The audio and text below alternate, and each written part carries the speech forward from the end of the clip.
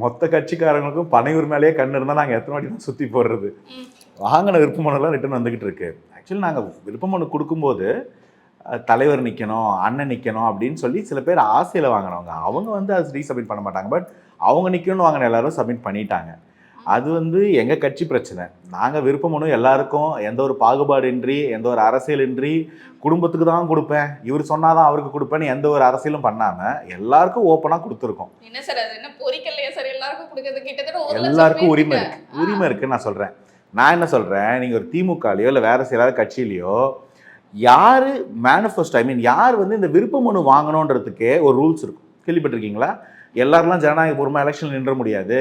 இன்னாராக இருக்கணும், அவர் இவரோட ரெஃபரன்ஸில் இருக்கணும், அவருக்கு நீங்கள் என்ன பல பல சேவைகள் பண்ணி அவரோட ரெக்கமெண்டேஷன் லெட்டர் எடுத்தது தான் நீங்கள் வந்து விருப்ப மனு வாங்கணும்னு.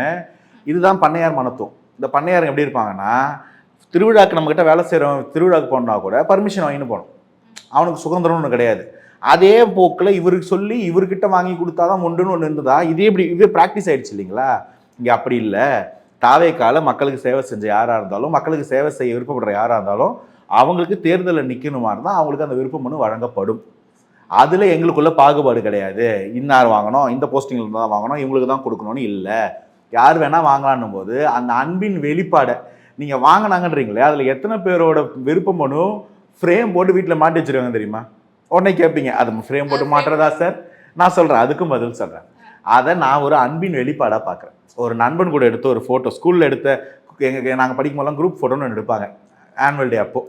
அந்தந்த கிளாஸ் பசங்களை ஒன்றா எடுத்து வச்சுக்கிறது. அந்த ஃபோட்டோ பத்திரமா பார்த்து வைப்போம். எதுக்கு பார்த்துக்கிட்டே இருக்கோம்? அந்த ஃப்ரெண்டு மறக்கக்கூடாது. அது வந்து ஒரு பாசம், ஒரு கனெக்ட். ஏதோ ஒரு ஃப்ரெண்டு வந்து கொடுத்துருப்பாங்க ஒரு சாக்லேட்டு, அந்த கிராப்பரை வந்து மடித்து நோட் புக்கில் வச்சுருப்போம்.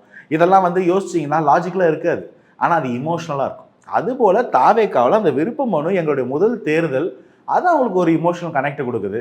அதை நாங்கள் வந்து மற்ற கட்சி மாதிரி வியாபாரம் பண்ணலை. அதை அவங்க ஆசையாக வாங்கி மாட்டுறாங்க. உங்களுக்கு இதெல்லாம் கூட கண்ணை உறுத்துனா இதுக்கெல்லாம் நாங்கள் பொறுப்பு இல்லை.